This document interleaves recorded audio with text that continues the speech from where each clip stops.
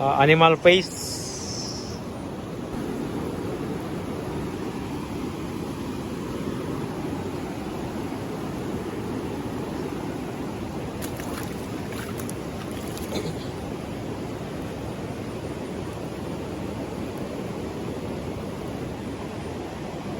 Ganitong klaseng marka, papakita ko sa inyo kung paano siya basahin ito.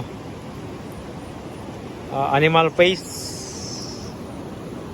Yan siya mga idol, animal face. Bibig, dalawang mata. So compare natin through area mga idol. Paano siya mahanap? Ang dalawang klaseng mata at ito ang direksyon niya dito mga idol, nakatingin yung mata dito na parte. At para ma-confirm kung saan sa kanila, dahil dito ang tinatansya, tinutukoy ng marka sa human face o animal face na ito. Ang isang mata, reverse ang pinapakita para siyang nanalamin mga idol. Itong isang bilog dito, so prospect na posibilidad na marker. Bilog, matubig, ibig sabihin natutubigan ang area o lugar. May bilog na parte dyan, malalim. Ito yung may nipir, yan, malalim dyan na parte. Ay, itong parting para siyang kanal. Ayan o, itong parte na yan, malalim na, para siyang kanal. Kung titignan mo, mata to mata, at dito na parte yung bibig. At pareho ang kaniyang pagka-angle. Ang kaibahan lang nito, reverse.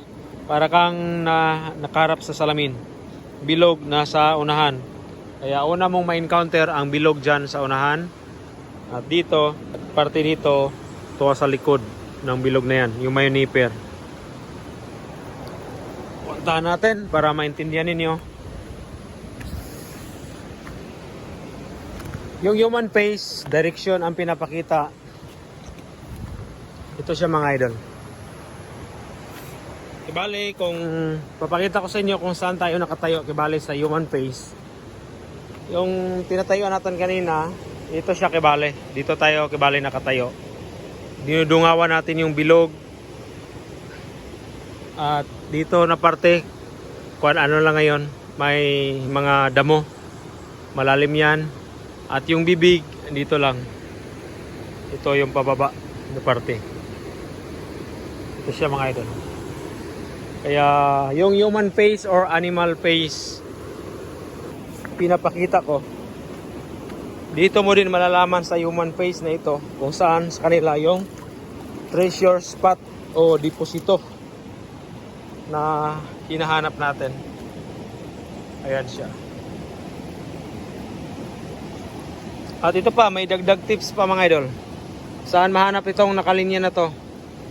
Kung mapapansin mo yung bato na yan, papunta dito, doon, papunta dito. Naglinyang mga bato. Ayan. Nag-straight line. Ayan siya. Straight line. Yan lang.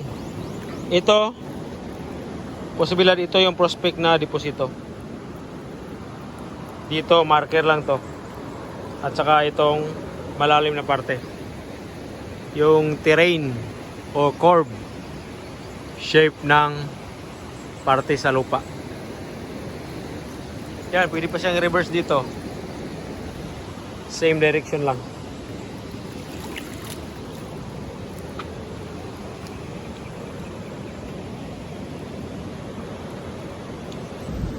At sa prospect natin na treasure spot,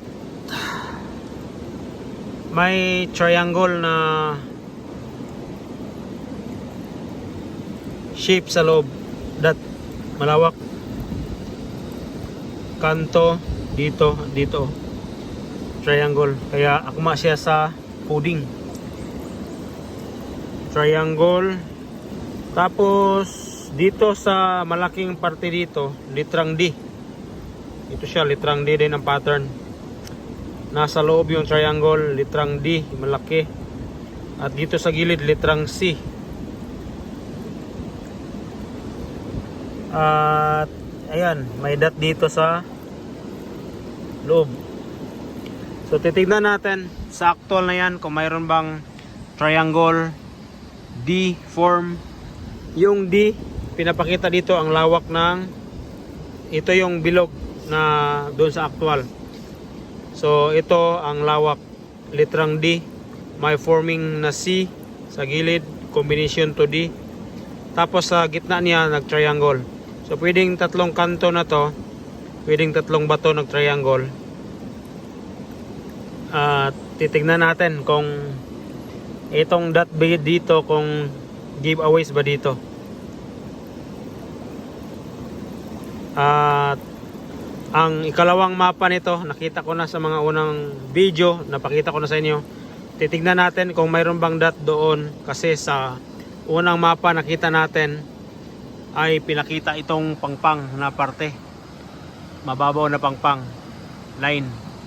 At dito sa parte na to, hindi pinakita yung cave sa pangpang. Sa unang stone map na nakita ko, mayroon siyang cave na maliit, tapos yung dot niya napaloob. At dito dot niya, titingnan natin, dot dito triangle at litrang D, combination to C.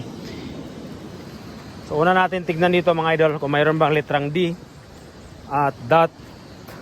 Titignan natin kung ano sa marka yung dot at pattern to C at saka nag triangle. Tignan natin mga idol. D form, una D, tignan natin D. Ito na parte yung D. Konektado niyan papunta doon, D. At saka yung C, ito lang. Ayan o. May bato nilagay dito, papunta dito, C. At saka mababangga niya yung bato, combination niya. Yung main lang, yung forma at shape ng dot na yon ang pinakita. Dito parte yung C, dito banda yung D, at triangle nasa gitna. Pareho-pareho doon sa dot mga idol. So balikan ko ulit dito, saka natin puntahan yung ikalawang mapa na tinutukoy ko. Ayan, doon tayo nakaharap, C, triangle at D. Idan niyo yung ukit mga idol. Ayan o. Naka D. Line. Triangle. Tapos C. Ayan siya mga idol. Sa C form, sa C, dito sa ibabaw at dito sa kanto ng triangle, mayroon siyang rectangle, square na bato. Dot dito mga idol. So tugma doon siya sa isang dot. May dot na square. Dito, ipinakita dito ang dot. Maliban kung lilinisan natin. Rectangle, malapit siya. Yung dot na isa, malapit sa rectangle. Dito. Tapos walang dot pinakita dito mga idol. Na klaro. Imas natin. Hindi ko siya kasi ginagalaw, bakal di natin makita, lulubog siya.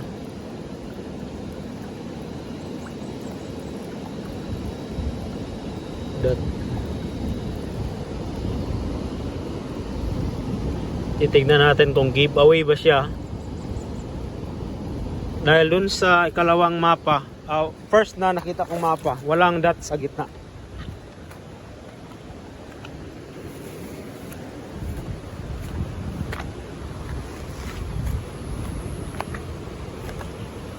Yan sa dito mga idol. Yung square papunta dito, yung babangga, kibali ang kanto ng triangle. Pagpunta dito sa kanto ng triangle, square ang mababangga niya, at dito sa gilid yung C, mababangga niya. Pagbangga niya, counter papunta doon ng isa. Malawak. Kanto din. Kaya may line dito na tutugma siya sa triangle pattern. Dito natin makikita kung saan yung dot sa gitna.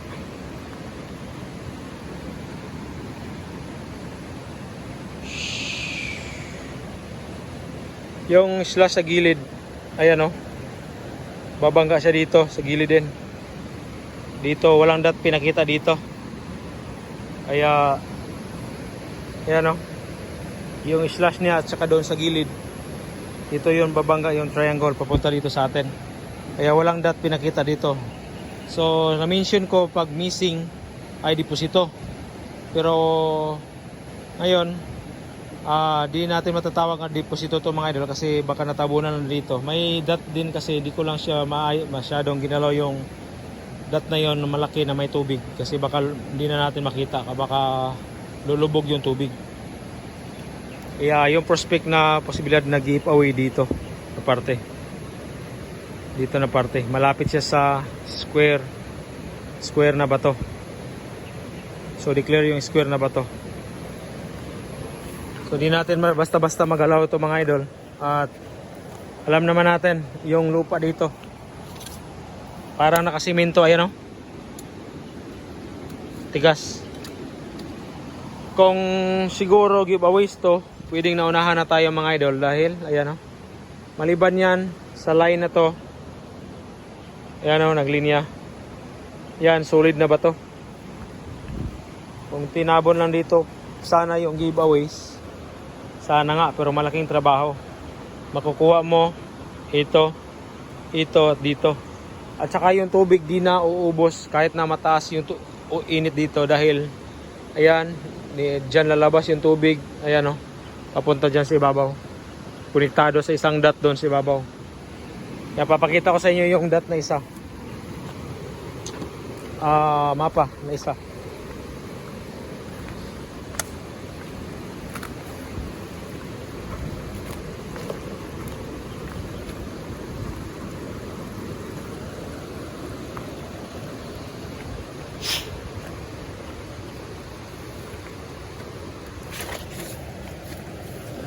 Ito yung mapa na isa mga idol.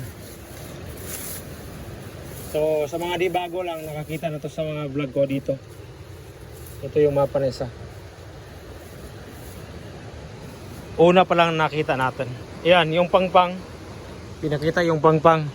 May kuiba dyan, maliit. Ayan o, dot.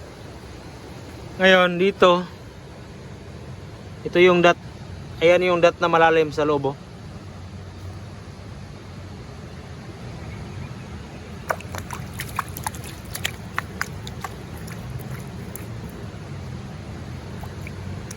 Isinuksok mga idol ang kibale, saktong volume na deposito siguro, pang finance na siguro tong sa bibig no giveaways, pero matigas. Iwan ko lang kung nakuha na siguro yan. Tamang-tama nga may dot din dito pero marami. Por dito, dot niya dito litrang D mga idol. Naka D ang ukit ng dot dito. Ayan, may dot sa loob. Ayan o. Dot. Ibig sabihin, isinuksok doon papunta sa pangpang yung deposito. Ito din, ito yung isa na dot kanina. Ito malaki kanina. Ito yung isang dot. Yung may kahoy na yan, may mga damo. Ayan lang siya. Yung tatagas yung tubig dito siya.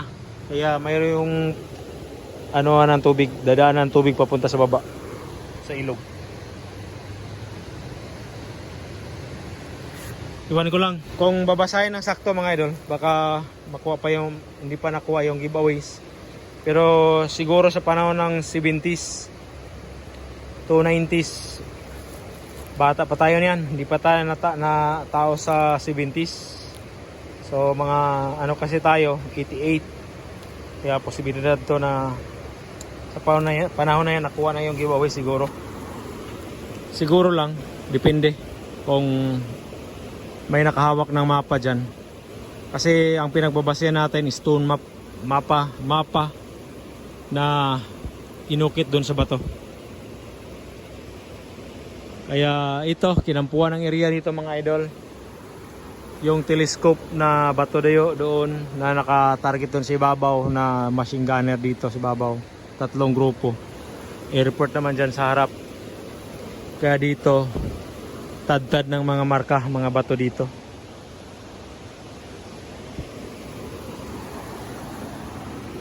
Hanggang prospect lang tayo mga idol. Di natin basta-basta makuha kung ano mang mayroon. Lalo na mga giveaways. Nakaseparate yung giveaways sa tawag nito. Sa nakamapa talaga. Swerte na lang kung may isinama. Kagaya doon, kung isinama, pwedeng nasa ibabaw lang o nakatabon lang doon sa bato. Dalawang option lang kung pagbabasihan. So, kung mabasa man to giveaways, kaya na-compare natin sa stone map, kailangan basahin ulit doon sa loob na yon kung mayroon ba talagang giveaways. Ang marka kasi doon sa loob na yon, masabi natin giveaway doon sa loob sa stone map na dot.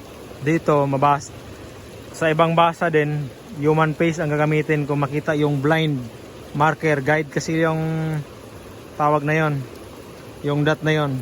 Pag baliktad na sa mga malapad na bato na yon, kung may marker to ilalim, ibig sabihin marker lang siya, reference lang siya. Kung blind lang tapos posibilidad prospect na yung bato inside the stone or under the stone.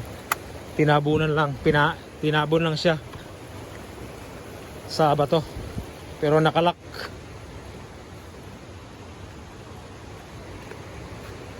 So ngayon mga idol, kuha muna tayo ng kahoy. Welcome nga pala sa ating channel. Shoutout sa bagong nag-hire sa atin from Malay-Balay. Thank you Boss Idol. Hindi natin mention yung pangalan.